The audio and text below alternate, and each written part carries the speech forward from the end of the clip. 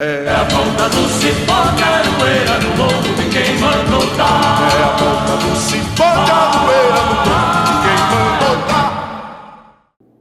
Olá, internautas! Como combinado no programa anterior, hoje teremos a continuidade da parte 2 do debate sobre a guerrilha do Araguaia. Na parte 1, disponível aqui no canal Cipó de Aroeira, tivemos a presença do Amaury Tangará, declamando o poema Araguaia. Por quase 3 anos, o Araguaia virou uma estrela que emitia luz. Custou muito sangue, mas seu brilho incutiu na alma brasileira a certeza de que Roma cairia mais uma vez. A música Xambioá foi interpretada por Ronaldo Muniz. Pedra não para o caminho, fogo não queima o ar. Eu já não canto sozinho, canto em Xambioá. O camarada Adalberto Monteiro falou sobre os motivos que levou o PCdoB a organizar a luta no campo. Batia a porta dos partidos políticos exigindo uma tomada de atitude. É como se dissesse assim, nós não vamos fazer nada. Quer dizer, não havia mais espaço de luta pacífica. A ditadura eliminando fisicamente cada vez mais pessoas, de que era preciso fazer algo para conter aquele regime sanguinário. Então, a guerrilha do Araguaia surge nesse contexto, nessas circunstâncias. Já o professor Francisco Barros, ou Chico Messias, declamou o poema Abril. No Araguaia raia a luta. E abril? E abril que nos traz então? Clarão. O professor doutor Romualdo Pessoa falou do conflito em si, envolvendo as Forças Armadas Brasileiras contra os guerrilheiros e a população local. Foi uma resistência muito forte, muito brava, muito corajosa. Então, a partir dali ficou mais difícil para os combatentes enfrentar toda essa força que vinha já preparado para dentro da mata. A canção Ausência foi interpretada por Luiz Orro, lá de Goiás.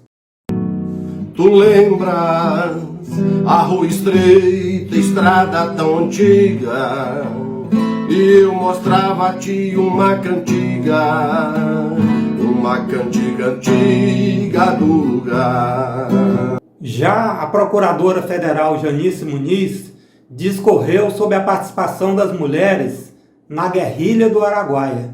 Portanto, a participação feminina nas esquerdas armadas foi um avanço para essa ruptura do estereótipo da mulher restrita ao espaço doméstico que vivia em função do masculino. E a camarada Eneida Guimarães, lá do Pará, declamou o poema Helenira.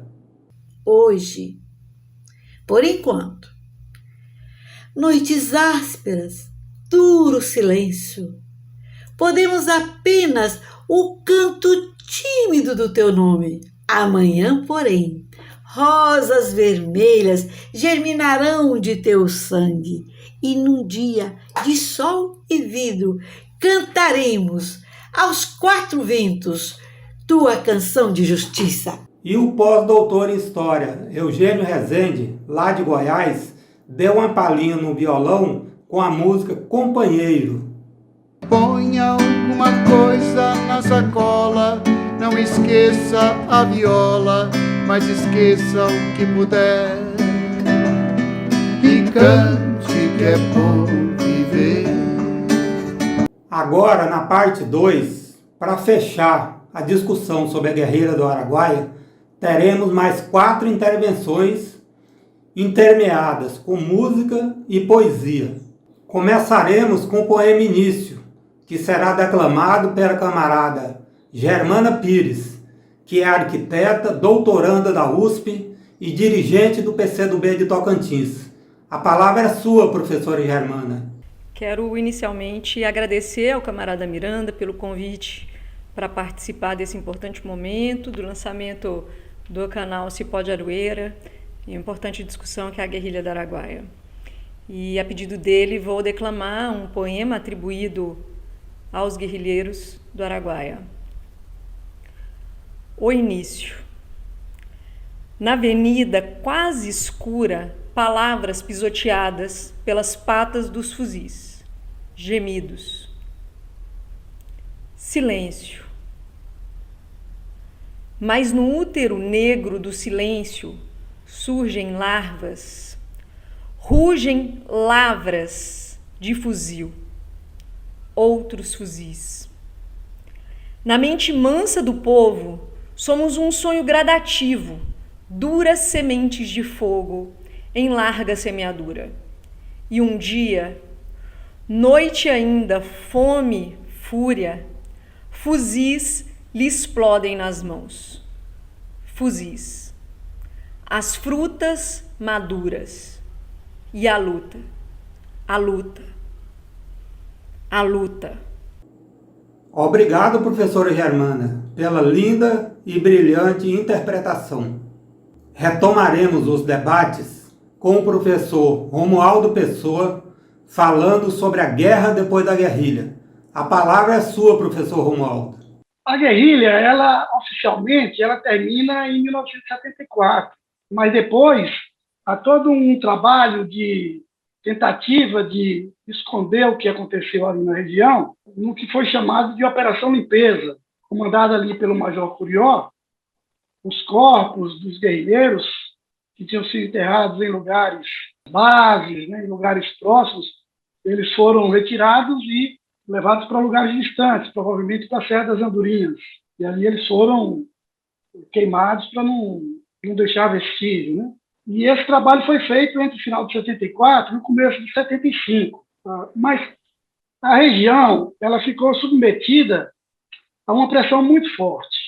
O Curió ele conseguiu convencer os comandantes de Brasília que era preciso manter ali um contingente de soldados, né, a paisana, também aquele séquito que ele criou ali de bate-paus, de pistoleiros, para evitar que houvesse uma rearticulação do movimento guerrilheiro. E ele usou essas informações que o PCdoB estava buscando reaglutinar novos guerrilheiros para angariar mais poder de controle ali na região. Ele fazia exatamente esses relatos para os generais de Brasília, dando essa dimensão toda, né?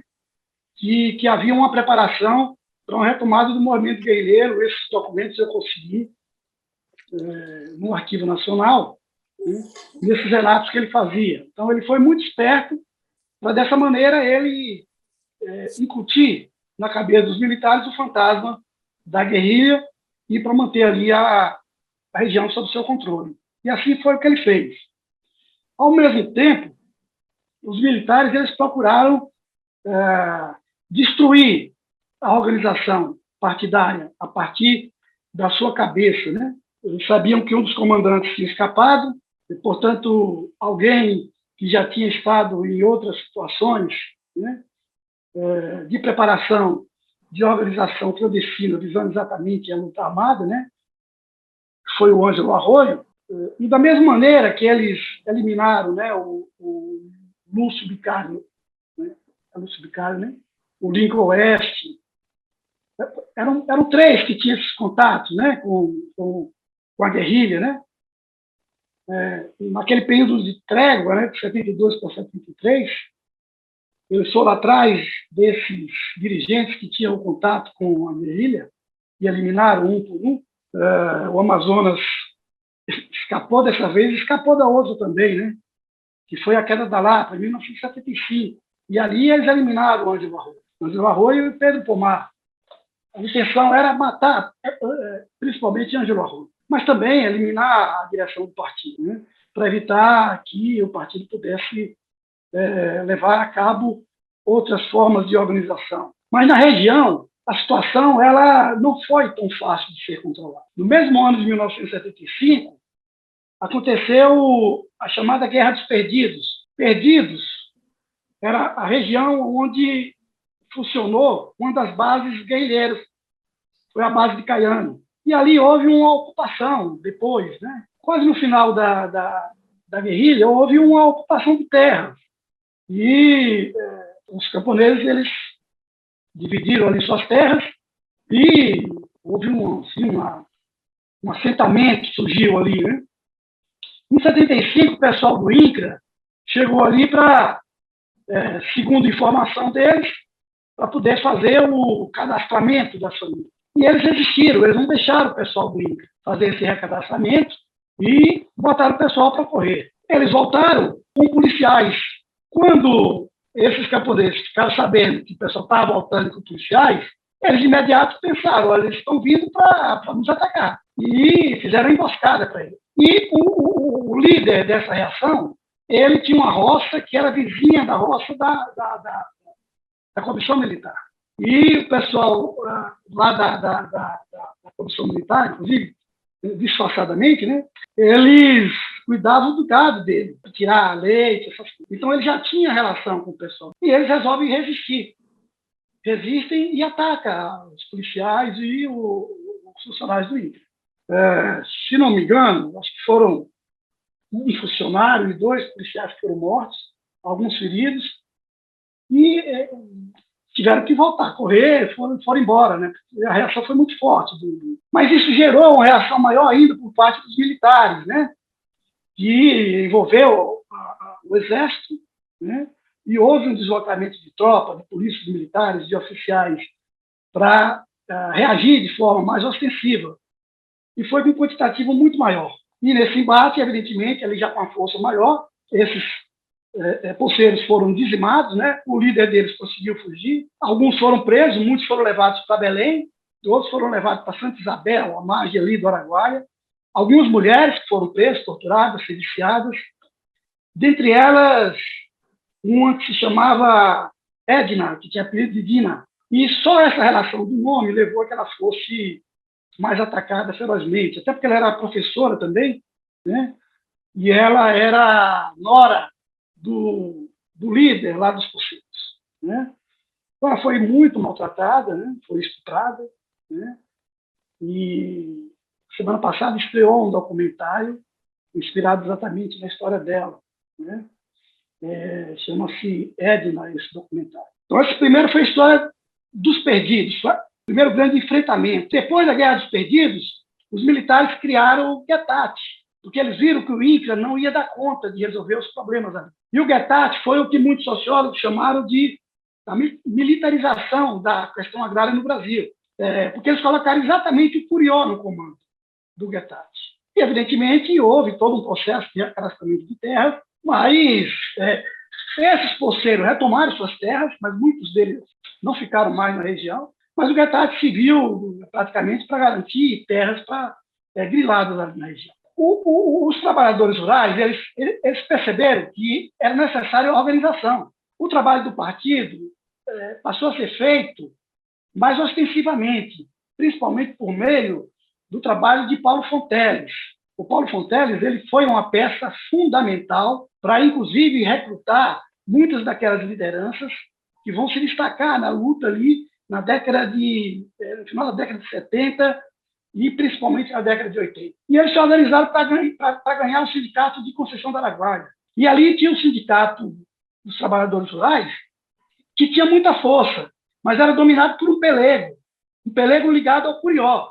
Então, vocês vejam que a relação do Curió ela não fica só naquela extensão ali, São Domingos, São Geraldo, Xambioá, Perdidos, né, Transamazônica, Palestina. Não, se estende para o outro lado, inclusive da própria, vai até Vanderlândia, onde ele desce depois de helicóptero e sequestra um padre ali, o padre Nicolau Arponi, e prende também ali o padre Zosimo que era ali de Vanderlândia, e também o poder dele se estende até Conceição do Araguaia. Mas ele viu que ele perderia a eleição, então ele suspende a eleição, e aí há uma reação muito forte dos camponeses, né, que vão buscar apoio, inclusive nacionalmente. E a figura mais marcante foi a figura do Gringo. Foi a liderança, candidata a presidente do sindicato, seguramente ganharia a eleição. E o Gringo ele foi a São Paulo para angariar apoio, né? Teve contato, inclusive, com a direção do partido e foi entrevistado pelo jornal Tribuna Operária. Quando o gringo voltou e chegou a Araguaína, ali ele foi emboscado e foi morto por um pistoleiro. Mas tudo indica que o gringo foi morto pelas forças da repressão, por um pistoleiro ligado às forças da repressão. E ele seguramente seria presidente do sítio. Houve a eleição manipulada, Curió conseguiu manter o poder ali, em Constituição do Araguaia, mas surgiu uma resistência em Rio Maria. Os trabalhadores rurais criaram o Sindicato Rural de Rio Maria e alçou a presidência do Sindicato Rural uma liderança, uma pessoa muito carismática ali, João Canuto. O João Canuto se tornou uma grande liderança e começou a ampliar essa influência ali em toda aquela região. E ele entrou na lista dos marcados para morrer e foi assassinado. Foi o primeiro da família Canuto. Depois dele veio mais 2 filhos, um genro, que aliás foi assassinado há poucos anos agora, mas ele escapou de ser morto lá na década de 80, ele levou um tiro na coxa, né? E conseguiu fugir. E um negro, poeta, né? Que assumiu o sindicato de Rio Maria depois, o Expedito, que foi morto também, foi assassinado. A morte de João Canuto, ela criou uma comoção tão forte que ela tomou uma dimensão nacional e internacional. O mandante foi preso, o pistoleiro foi preso, né? Mas não ficaram presos muito tempo. O mandante da morte de João Canuto argumentou que estava com problema de saúde, mandaram ele aqui para Goiânia e ele morreu livre. E assim, tantos outros, né? Como o próprio Paulo Fonteles, que depois que perdeu a eleição para Constituinte, ele foi assassinado no entorno ali na Grande Belém. E o Paulo Fonteles, que foi responsável pela primeira caravana dos familiares dos guerrilheiros ali para a região no ano de 1980. Né? Então, mas, claro, havia toda uma pressão sobre os moradores, mas apesar da pressão e do medo, do terror que o Curió impunha, né, pelos bate-paus que ele tinha ali, houve muitas reações. E aqueles, claro, que ousaram reagir, muitos foram assassinados, mas nem todos. Houve muita resistência, muita bravura, mas, claro, que terminou durante o processo, principalmente da Constituinte, né, com a ascensão aí do poder da UDR, o armamento de milicianos ali naquela região, o confronto ele se tornou muito desigual. Durante a Constituinte, o auge de mortes ali foi muito acentuado. Então, os dados da CPT mostram aquela região ali como tendo sido o lugar do Brasil onde teve mais gente assassinada e continuou também a ser assassinado depois. Só para finalizar um pouco essa história, porque envolve muitas questões, nesse meio período, nesse tempo, né, em que se disputava, inclusive, o sindicato de Constituição do Araguaia, se descobriu ouro em Serra Pelada. E começou a ter uma corrida de gente para Serra Pelada. Isso levou a que o Curió, por meio dos seus relatórios, fizesse com que os generais o nomeassem para assumir o controle do sindicato dos mineradores, dos garimpeiros de Serra Pelada. E ali em Serra Pelada, ele constituiu um verdadeiro bunker. Ali ele tinha cerca de 300 ex-agentes.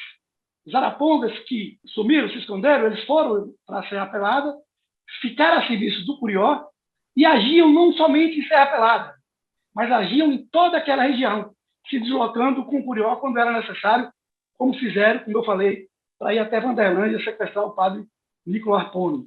Então, ele tem uma frase do Curió, ele fala aqui, aqui eu sou o SNI, eu sou o Exército.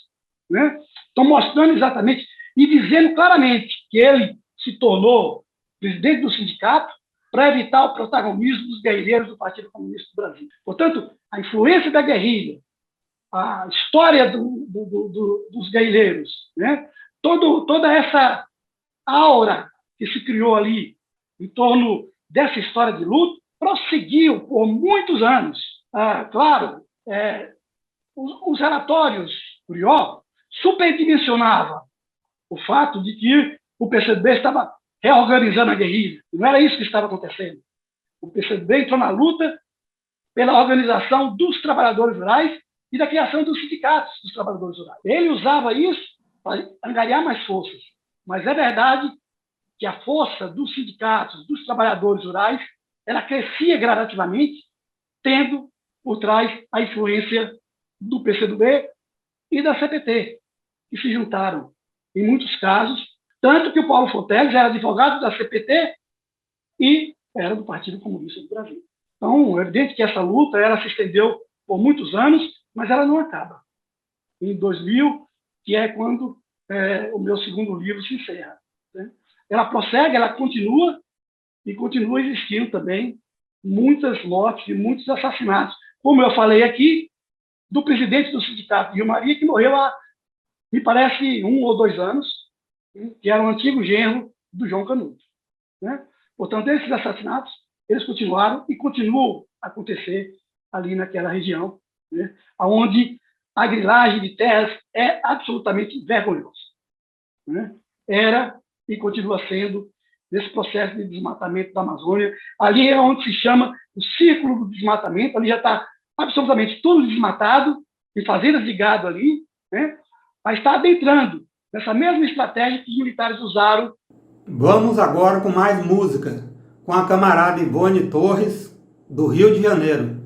Ivone Torres é cantora, compositora, arte educadora.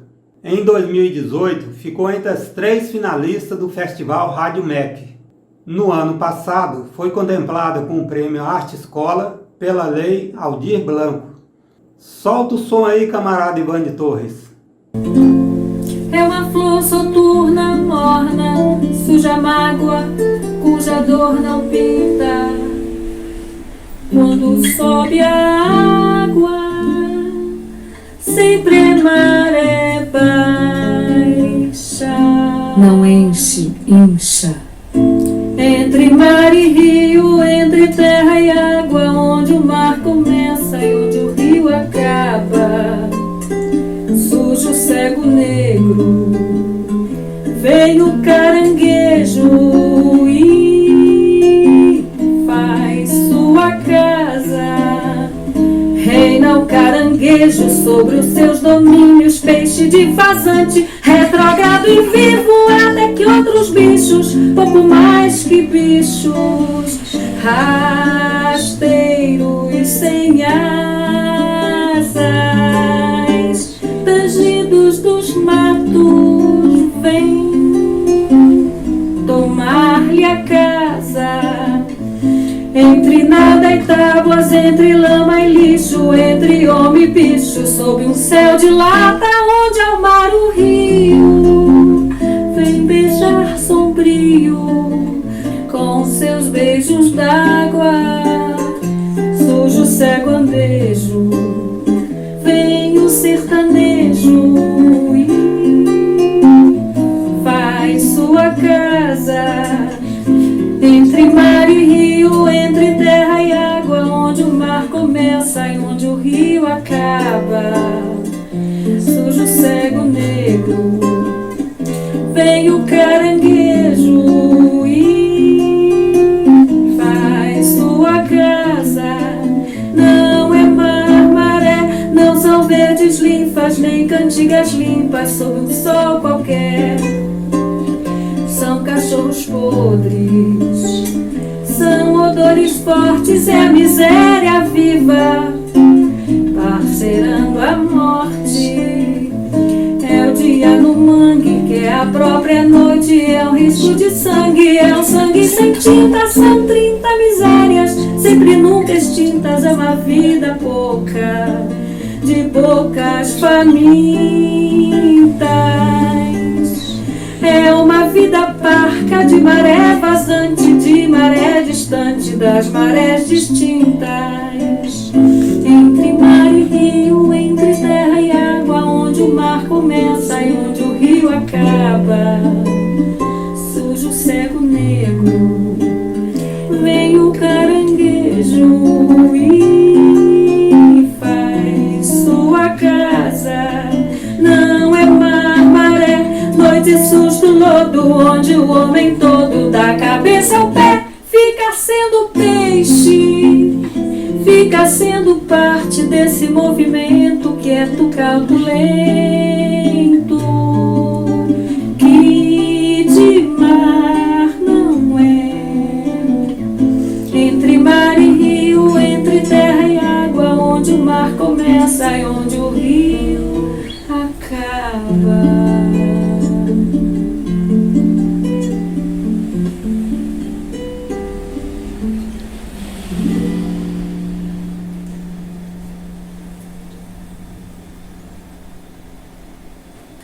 Linda canção, camarada Ivone. Parabéns e muito obrigado. Convido agora para fazer uma intervenção Egmar Oliveira. Egmar é advogado, integrou a Comissão Nacional de Anistia e já foi vereador em Anápolis. Egmar vai falar da luta dos familiares do Araguaia para ter direito aos restos mortais dos seus entes queridos, punição aos responsáveis e reparações que o Estado brasileiro tem com esses familiares. A palavra é sua, professor Egmar. Bom, primeiro eu gostaria de agradecer o convite para participar desse importante debate acerca da guerrilha do Araguaia. Sobre a guerrilha propriamente dita, eu acho que o professor Romualdo e o jornalista Adalberto Monteiro já pontuaram as questões mais relevantes e importantes desse movimento guerrilheiro que ocorreu no sul do Pará. Eu queria me ater sobre o tema dizendo o seguinte: a guerrilha do Araguaia, ela já está escrita na história do Brasil. Durante muito tempo, poucas pessoas e apenas os militantes do PCdoB praticamente levantavam essa bandeira da guerrilha do Araguaia, tentando mostrar para a população brasileira que no período da ditadura militar, num certo período, houve uma resistência armada no sul do Pará, norte do então estado de Goiás, hoje Tocantins. Pois bem, esse movimento é inegável, já está escrito na história do Brasil. Eu queria ressaltar dois aspectos importantes desse movimento. O primeiro é que em 82, os familiares dos guerrilheiros iniciaram um forte movimento no Brasil inteiro, inclusive com visitas ao local, e é bom ressaltar que no início dos anos 80 nós ainda estávamos sob a vigência da ditadura militar. Mas terminada a guerra, os familiares começaram uma outra guerra, que é a guerra em busca da verdade, em busca dos restos mortais dos guerrilheiros do Araguaia. Importante ressaltar, inclusive, que em decorrência dessa mobilização dos familiares, é que a Câmara dos Deputados criou a Comissão de Direitos Humanos da Câmara, porque até então não tinha. Havia uma pressão muito grande dos familiares no Congresso Nacional para a busca da verdade. Então isso é importante ressaltar, que terminada a guerra, os familiares começaram a travar uma outra e importante guerra, que é a busca da verdade. E em consequência disso, a guerrilha passou a ser reconhecida internacionalmente e internamente no Brasil. Primeiro, os familiares ingressaram com uma ação na Corte Interamericana de Direitos Humanos, denunciando as violações de direitos humanos que ocorreram na região no período da guerrilha e exigindo providências do Estado brasileiro. Pois bem, em 2010, a Corte Interamericana julgou a ação Araguaia versus Estado brasileiro, reconheceu que houve violação de direitos humanos com o assassinato de guerrilheiros e determinou ao Estado brasileiro que tomasse algumas medidas, dentre elas que entregasse aos familiares os restos mortais dos guerrilheiros. E no governo Lula foi instituída uma comissão, coordenada na época pelo ministro da Defesa, integrada essa comissão por familiares, militares, técnicos, peritos, legistas, inclusive 2 legistas argentinos, cobriu ossadas de desaparecidos políticos, mas o fato é que essa comissão ela não conseguiu o seu objetivo principal, que é exatamente entregar os restos mortais dos guerrilheiros aos seus familiares, infelizmente. Tem outras medidas, mas o mais importante é que, no âmbito internacional, a guerrilha foi reconhecida como um movimento de resistência à ditadura militar. No plano interno, é importante ressaltar que a Comissão da Anistia do Ministério da Justiça, que é uma comissão de Estado, ela reconheceu também a existência da guerrilha do Araguaia, e não só isso. Ela reconheceu que o Estado brasileiro, no período ditatorial, impôs violações aos guerrilheiros, e não só aos guerrilheiros, aos camponeses da região do Araguaia também. Então, a comissão, reconhecendo isso, ela declarou anistiado político todos os guerrilheiros, através dos seus familiares, obviamente, e também anistiou os camponeses da região do Araguaia, declarando eles perseguidos políticos e fixando uma reparação econômica para minimizar um pouco dos prejuízos que o Estado brasileiro impôs aos trabalhadores da região, porque a ditadura militar, através das suas forças armadas, ela ficou presente na região, não só no período em que ocorreram os combates, mas continuaram na região. Essas forças armadas continuaram com seus mecanismos de repressão aos camponeses, e não à toa que aquela região onde aconteceu a guerrilha do Araguaia, ela se torna mais na frente uma região de grandes conflitos agrários. Quer dizer, isso fruto da resistência dos camponeses ao latifúndio. Então, tudo isso é consequência da guerrilha do Araguaia. Então, é importante ressaltar tudo isso, e eu gostaria de finalizar dizendo que, na época, como vice-presidente da Comissão da Anistia, eu tive condições de coordenar uma equipe interna da Comissão de Anistia, e nós fizemos várias diligências na região do Araguaia, ouvindo camponeses, ouvindo lideranças sindicais da região acerca do episódio ocorrido durante a guerrilha. Fruto disso é que o Ministério da Justiça, por sua Comissão da Anistia, tem um acervo documental muito grande e importante, com depoimentos de camponeses que vivenciaram aquele episódio. Então nós temos uma história oral riquíssima, e que é importante que os pesquisadores que tenham interesse nessa questão busquem os arquivos da Comissão da Anistia, que lá estão todas as diligências que nós fizemos na região. E encerro dizendo que a guerrilha do Araguaia é um episódio histórico importante na história recente do nosso país. Muito obrigado pelo convite e agradeço imensamente a oportunidade de estar participando com vocês nesse debate. Luta árdua e demorada. Muito obrigado, Aguimar de Oliveira. Vamos de mais música para interpretar a canção Desaparecido, feita em homenagem ao estudante secundarista Marco Antônio Dias Batista, desaparecido com apenas 15 anos. Eu convoco agora o Luiz Orro. É com você, Luiz Orro. Tá faltando alguém na nossa vida, e não é numa cadeira. Tá faltando alguém na nossa vida, e não é de brincadeira.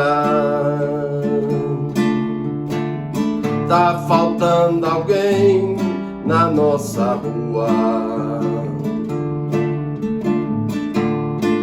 Não sumiu por culpa sua. Tá faltando alguém na nossa escola, e não é pra bater bola. Tá faltando alguém na nossa mesa. Isso é uma tristeza. Tá faltando alguém que sumiu criança,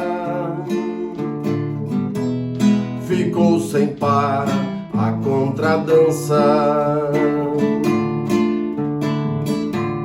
Apenas fotos nos jornais, desaparecido no cartaz. Aqui brotou uma semente que reproduz eternamente. Dizem os mais desesperados, foi-se uma bucha de canhão. Se esquecem que a nossa luta se renova em cada sangue de um irmão. Tá faltando alguém que ainda é vida, Tá faltando alguém, jamais partiu. Tá faltando alguém que hoje é cada um de nós. Tá faltando alguém que hoje nos une. Gratidão, Luizô, um seresteiro raiz. Ainda sobre a luta dos familiares, chamo nesse instante a camarada Diva Santana, que é irmã da guerrilheira Maria Dina e cunhada do também guerrilheiro Vandique, que tombaram no Araguaia. Então, camarada Diva, como está hoje a situação do cumprimento da sentença que condenou o Brasil na Corte Interamericana de Direitos Humanos? Eu, há 43 anos, participo dessa luta. E é uma luta constante na busca do resgate da história de luta desses jovens e dessa geração que lutou até dar sua vida, e outros que passaram por torturas horrendas, mas o resgate histórico da luta dessa geração. É meu dever. Eu acho que eu, enquanto cidadã, não é só enquanto familiar, enquanto cidadã é meu dever buscar resgatar a história de luta dessa geração. E resgatando a história de luta para que isso fique na memória e na história deste país. O povo brasileiro luta a vida inteira, desde a proclamação da República, esse povo luta por independência, por liberdade e por melhores condições de vida. Então essa geração pós-64 deu sua vida em busca dessas liberdades também. Como já foi dito aí, já foi colocado pelo companheiro Edmar, nós, nesses 43 anos, nós lutamos incansavelmente e movemos uma ação contra a União, para que a União nos desse resposta onde estavam nossos parentes, e também, posteriormente, entramos com uma ação na Corte Internacional de Direitos Humanos. Em 2001, a ação da Justiça Federal aqui no Brasil, ela foi prolatada, o governo brasileiro recorreu, perdeu em todas as instâncias, e aí, para cumprimento dessa sentença, foi constituído, através do governo federal, constituído uma comissão composta pelo Ministério da Defesa para a busca dos restos mortais dos desaparecidos do Araguaia. Posteriormente, em 2010, foi prolatada a sentença da Corte Internacional, que ela é mais ampla do que a Lei 9140/95, da qual eu sou conselheira. Ela é muito mais ampla. Então, eu devo dizer o seguinte: essas ossadas encontram-se em Brasília, custodiadas no hospital da UNB, sem que nós tenhamos resultados positivos, e o Brasil, até o momento, não fez o cumprimento das sentenças, das duas sentenças. Inicialmente, procurou fazer uma reparação econômica às famílias, e isso só, né? Foi dado prosseguimento, depois da Comissão Nacional da Verdade, prosseguimento em outras atividades. Não era para garantir, e como atestado de óbito, porque os atestados de óbito não diz que a pessoa está enterrada, nem em que local, nem nada. Então se deu iniciativa a esses outros trabalhos, essas outras garantias, mas que tudo foi, está tudo no silêncio, tudo foi modificado, com a modificação também de conselheiros na Comissão Especial sobre Mortes Desaparecidos Políticos. Eu continuo, porque ali eu represento os familiares. Então eu acho que o presidente não teve como me tirar ainda, mas a comissão está parada, nada funcionando. Funcionou a última reunião em junho do ano passado, onde foi uma reunião calorosa de discussões, porque o presidente da comissão, o senhor Marcos Vinícius, que é assessor da ministra Damares, que estava indeferindo, levantando pedidos já deferidos e indeferindo os deferimentos. Então, claro que eu não vou concordar, não concordei com esse tipo de coisa. Então, a comissão está paralisada, não é? Com várias pessoas lá ganhando salários, sem dar continuidade E até porque eles desconhecem todo o trabalho da Comissão Nacional da Verdade. Esse governo que está aí, eles não conhecem e eles procuram destruir, esse governo procura destruir os avanços que nós construímos nesse processo de redemocratização do país. Não é como não reconhecer várias conquistas que se teve, querem diminuir, acabar com as conquistas. Por exemplo, está lá em discussão o Plano Nacional de Direitos Humanos 3, a revisão do PNDH 3. Quer dizer, isso é um absurdo, é desconstruir o que uma luta de um povo durante 20 anos ou mais de 20 anos pela redemocratização desse país. Isso é inaceitável. Eu quero parabenizar aqui o companheiro Miranda Muniz, camarada Miranda Muniz, muito me honra eu estar falando aqui, fazendo essa gravação, para compor essa discussão que ele coloca em público, discussão oportuna, não é? Porque a nova geração, essa geração que está aí, de jovens, de meninos e meninas, precisam saber a luta do povo brasileiro. E principalmente essa luta mais recente, porque é a luta que está muito próxima da gente, que foi a luta em oposição à ditadura militar, né? Então essa nova geração tem que estar tomando conhecimento disso, e o meu trabalho continua pelo resgate da memória, pelo resgate pela verdade e por justiça. Justiça a torturadores, que não podem, a tortura é um crime hediondo de lesa humanidade, né? E não pode ser passível os torturadores passarem, não é, sem serem punidos. Quero agradecer a Miranda pelo convite e dizer que eu estou à disposição, não é, para qualquer conversação. Como eu já disse, eu tenho 43 anos de pesquisas sobre essa questão dos mortos desaparecidos políticos e dos mortos desaparecidos políticos da região do Araguaia, que são nossos parentes e os camponeses da região. Então, muito obrigada. Quero ver, já assisti a primeira parte da atividade da Cipó de Aroeira e faço votos, estou aqui para contribuir pela sua continuidade. Muito obrigada e parabéns a todos. Parabéns pela luta, camarada Diva. Você é uma grande batalhadora que nos orgulha. Antes de passar aqui para o meu camarada Adalberto Monteiro, eu vou passar trechos do filme Soldado do Araguaia, onde os recrutas contam indignados os métodos mais cruéis que as Forças Armadas utilizaram contra os guerrilheiros do Araguaia e os familiares daquela região. Nós, recrutas, ficávamos mais esguarnecidos prisioneiros, mas enterrei, sepultei como João Batista e o Peri, enterramos todos lá da enfermaria, numa só cova. A gente enterrou, a gente via o sacrifício deles torturando as pessoas, muita gente torturada, extremamente, que você achava que a pessoa não ia resistir àquilo ali. E era terrível, triste, e aquilo ali grave, e a gente sente que é com a gente. Não tinha como ajudar.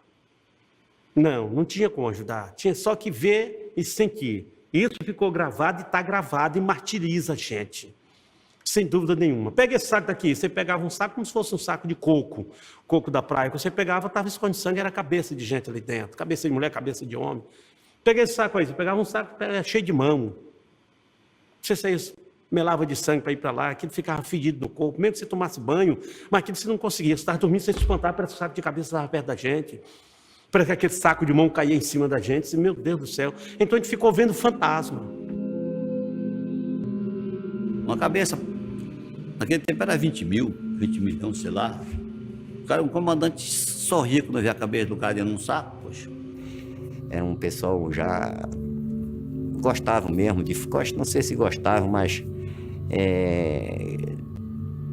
não tinham pena, eles faziam mesmo por prazer. Com a palavra, Adalberto Monteiro. Então eu dizia que o Cipó de Aroeira, esse espaço de comunicação aqui aberto pelo Miranda Muniz, com esse tema tão relevante que é a guerrilha do Araguaia. Então, depois, internautas, de tudo que ouvimos e assistimos, é hora, assim, de algumas sínteses, né? A primeira grande síntese é que o Araguaia é uma grande página da história do Brasil por liberdade e por democracia. Essa liberdade, essa democracia que hoje nós respiramos, apesar que de muito mutilada, pisoteada pelo governo neofascista de Jair Bolsonaro, mas todo esse período de democracia que passou a brilhar no Brasil a partir de 1985, com o fim da ditadura, se deve a uma jornada de luta de muitas organizações políticas, de muitas lideranças, de uma frente ampla. Várias formas de luta foram utilizadas. Foi utilizada a passeata, foi utilizado abaixo-assinado,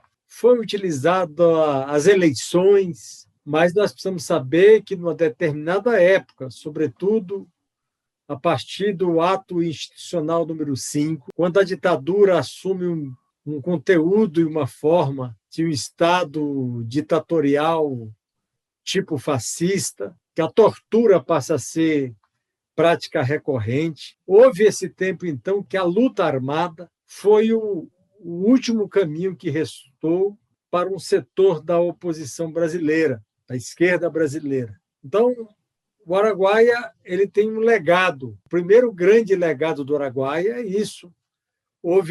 Custou muito sangue, como diz o poema Araguaia, de minha autoria, que o Amaury Tangará interpretou para nós aqui nesse programa. Custou muito sangue, mas o Araguaia, por mais de 3 anos, emitia sinais de luz, era uma estrela. Apesar da grande censura na época dos meios de comunicação, de boca em boca, pela imprensa do exterior, uma ou outra vez na grande imprensa brasileira, circulou no Brasil que havia uma resistência no sul do Pará, na Amazônia brasileira, e naqueles momentos mais terríveis da ditadura, aquilo animou o ânimo da resistência no país. Então, o legado do Araguaia é um legado da democracia e da liberdade que hoje nós respiramos. E como o professor Romualdo aqui bem disse, terminada a guerrilha nos finais de 74, depois o Araguaia prossegue porque ele deixou sementes.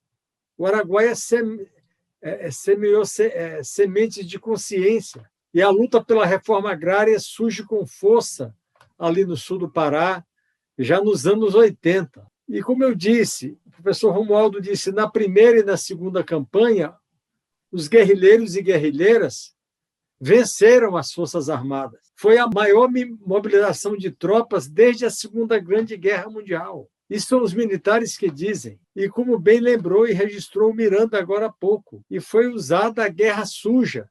Nem a Convenção de Genebra se respeitou. Então, houve a decapitação de cadáveres, como os depoimentos dos soldados que a gente viu. Mãos foram decepadas, cabeças foram cortadas, quer dizer, práticas macabras. Prisioneiros foram assassinados friamente, executados. Por isso que eu disse, nem a Convenção de Genebra foi respeitada. A guerrilha ela foi massacrada, mas o legado político dela é muito grande, a começar pela democracia, que ela ajudou a construir. Não foi só a guerrilha, no Araguaia, obviamente. Outras organizações empreenderam resistência. A democracia foi fruto de muita luta, mas o Araguaia deu a sua contribuição para a democracia que hoje nós aspiramos. Lá no sul do Pará, não só no sul do Pará, mas de lá se irradiou para o Brasil essa lição para o aprendizado para os camponeses da necessidade dos sindicatos, da união para enfrentar a grilagem, a truculência dos latifundiários. E até hoje, nós temos a União da Juventude Socialista, o JS, que é uma das principais organizações juvenis do país. E a UJS tem os guerrilheiros e as guerrilheiras do Araguaia como os símbolos da luta da UJS. Então, como disse o professor Romualdo, lá se vão mais de meio século da guerrilha do Araguaia. Mas até hoje reverbera. Até hoje a guerrilha do Araguaia ela continua inspirando novas gerações a lutar por liberdade, por democracia, por socialismo, pela soberania do nosso país, pelo direito dos trabalhadores rurais. Então, é isso que eu gostaria de falar ao final. Os guerrilheiros e guerrilheiras do Araguaia, eles plantaram as sementes e essas sementes não param de brotar e germinar. E são sementes da luta revolucionária, são sementes da luta democrática. Então, o Araguaia é tudo isso, mesmo depois de quase meio século. É isso aí, Adalberto Monteiro. Neste instante, eu convido o Amaury Tangará para fazer suas considerações finais e falar sobre um projeto interessante que ele está desenvolvendo. Pessoal do Cipó de Aroeira, parabéns pelo trabalho. Muito bom estar com vocês e agradeço por ter participado, muito mesmo. Espero poder participar outras vezes. E dizer para vocês que Mata Grossa, nosso documentário, com a direção da minha esposa, Tati Mendes, é um documentário sobre mulheres de Mato Grosso, que nós pesquisamos durante vários anos, mulheres históricas e invisíveis, né, outras atuais também, e que povoam esse estado desde Vila Bela, São Félix do Araguaia, que nunca tiveram seus nomes cogitados na história de Mato Grosso, muitas delas. É um documentário que realmente resgata a história dessas mulheres incríveis que existem em Mato Grosso. Logo estará à disposição de todos vocês. Mata Grossa. Inclusive, sugerimos que o nome se mude para isso. Tá bom? Grande abraço ao Cipó de Aroeira, tamo junto. Grande abraço. Ouviremos agora as considerações finais da Janice Muniz, do Luiz Orro, do Francisco Barros, nosso Chico Messias, e das camaradas Ivone Torres e Eneida Guimarães. Apenas agradecer a oportunidade de participar desse debate, parabenizar o Miranda por esse canal de comunicação e dizer que a luta das guerrilheiras do Araguaia, assim como de todas as mulheres que pegaram em armas no Brasil, no período da ditadura militar, pavimentaram um caminho para que hoje possamos usufruir de muitos direitos conquistados. Sabemos que a luta é longa e que temos muito a conquistar, mas continuaremos lutando. Muito obrigada. Olá, internautas. Eu quero dizer aqui a vocês da minha satisfação, da minha alegria, quando recebi o convite, uma verdadeira intimação do amigo Miranda para ajudá-lo a construir esse canal Cipó de Aroeira. Primeiro episódio no lançamento, tratando sobre a guerrilha do Araguaia.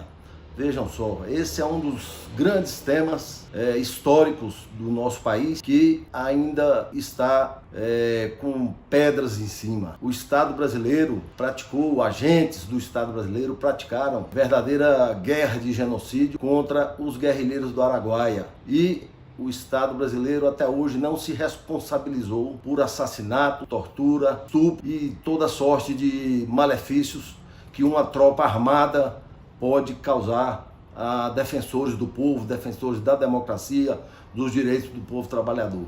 Isso foi a guerrilha do Araguaia e o Miranda procura demonstrar isso com muita propriedade, com um enfoque político, com um enfoque também da pesquisa científica, da pesquisa acadêmica. Isso é muito importante. Fico me lembrando dos tempos em que atuávamos no movimento estudantil aqui em Goiás, o Miranda, eu e tantos outros, e a guerrilha já era um assunto de grande discussão. Muito bem, Miranda, um bom assunto nesse mundo de hoje cheio de fake news. Você procura trazer o debate sobre a verdade, o debate sobre a luta que o povo brasileiro já empreendeu para conquistar a democracia e liberdade. Viva o Cipó de Aroeira! Olá, eu gostaria de saudar o canal Cipó de Aroeira, um espaço dedicado ao debate de ideias, de formação de opinião, de abertura para o conhecimento e para informações históricas. Gostaria de desejar sucesso nesse empreendimento e desejar ainda que outros canais como esse surjam para estimular novos debates, a geração de conhecimento e a formação de novas ideias. É isso que nós estamos precisando. Então, vida longa ao canal Cipó de Aroeira. Olá, amigos. Eu fico feliz e muito honrada de participar do Cipó de Aroeira. Esse programa bonito, cheio de música, de poesia, de história.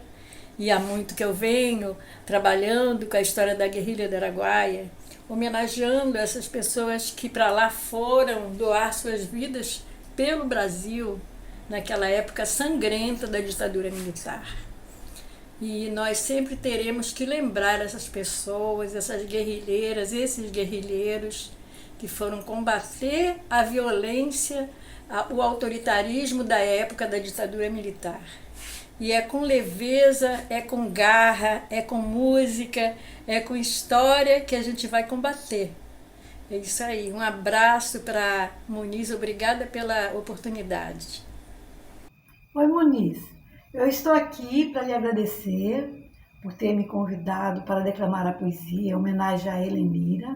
Queria dizer que foi muito importante o canal Cipó de Aroeira fazer com que o maior número de pessoas conheçam aquele momento de resistência à ditadura militar. Penso que foi um momento importante, embora muito diferente do momento atual que nós estamos vivendo. Nós temos que ter agora outros tipos da nossa própria resistência, que é necessário também. Agora, eu não sei se eu lhe falei, eu conheci pessoalmente Helenira. E Helenira era uma negra de muita energia, muito simples, e colocava que queria ser crítica de arte. E nós, naquele momento, o movimento estudantil era muito fortalecido. Eu participei tanto do 28º como do 29º Congresso Nacional da UNE. Ela, inclusive, foi eleita vice-presidenta, né? E a gente passou por inúmeros momentos que também procurando dar a nossa contribuição. Eu não sei se você sabe, mas era impressionante como existia também dedo duro para todo lado, então a gente tinha que ter muito cuidado. Mas nós tínhamos aquele entusiasmo como se a revolução estivesse logo ali, na primeira esquina que a gente fosse dobrar. E eu me lembro que a gente cantava uma música que dizia assim, da Betinha, lá de Goiás. Meu Brasil analfabeto, meu Brasil de pé descalço, meu Brasil sofredor. Meu Brasil a juventude fará com que a coisa mude, defendendo seu valor. Virá o homem do campo, virá também o operário, e junto ao operário e camponês e estudante para fazer a revolução. Quero agradecer a todos e todas que estiveram aqui comigo construindo esse programa. A Mauri Tangará, Ronaldo Muniz, Adalberto Monteiro, Chico Barros, professor Romualdo Pessoa, Janice Muniz, Egmar de Oliveira, Luiz Zorro, Eugênio Rezende, todos conhecidos de longa data. Meu carinho especial para as novas amizades que eu conquistei durante a construção desse programa. As camaradas Germana Pires, lá do Tocantins, Eneida Guimarães, lá do Pará, Ivone Torres, do Rio de Janeiro, e Diva Santana, lá da Bahia. Mulheres de grandes sensibilidades, verdadeiras guerreiras. Bem, chegamos ao fim desse importante debate. Creio que conseguimos passar, mesmo de forma panorâmica, o que foi a guerrilha do Araguaia, esse importante movimento de resistência à ditadura militar. Procuramos fazer um programa da melhor forma possível, tanto na forma como no conteúdo. Meu agradecimento especial a você, internauta, que nos acompanhou aqui nesse programa. Peço, se possível, se inscrevam no canal Cipó de Aroeira e ajuda a fortalecer essa mídia independente e de luta. Ficaremos agora com a canção Canoa Embicada, com Ronaldo Muniz e Eliette Costa. Essa é uma canção inédita, que fala sobre o Rio Araguaia, palco da guerrilha do Araguaia. Continuaremos na luta por mais vacina, auxílio emergencial de R$300 e fora Bolsonaro.